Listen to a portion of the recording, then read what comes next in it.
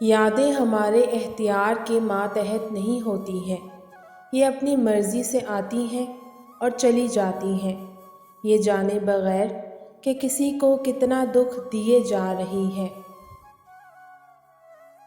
نفرتیں، سازشیں، مکاریاں، بہانے، یہ سب مشغلے کم ظرف لوگوں کے ہیں۔ ظرف والوں کو اتنی فرصت کہاں کہ وہ دوسروں کے عیب ڈھونڈتے پھریں۔ محبت میں بڑی بڑی باتیں کرنا بہت آسان ہے، مگر ان باتوں پہ پورا اترنا بہت مشکل ہے۔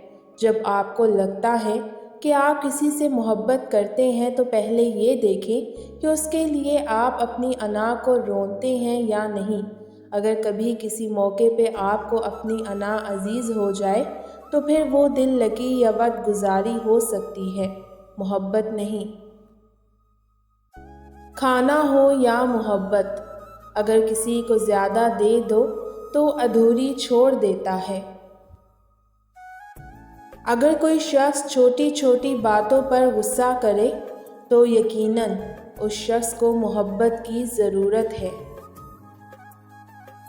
عبادت ضرور کیجیے، مگر معاملات پر بھی توجہ دیں۔ کعبے کے چکر لگانے سے لوگوں کو دیے ہوئے چکر معاف نہیں ہوتے۔ کتے بھونکتے ہیں اپنے ہونے کا احساس دلانے کے لیے۔ جنگل کا سناٹا شیر کی موجودگی ظاہر کرتا ہے۔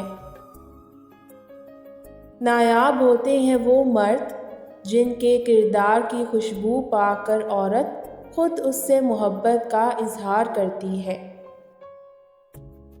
چاپلوسی کرنا کوئی آسان کام نہیں، ہنر چاہیے آدمی سے کتا ہونے کا۔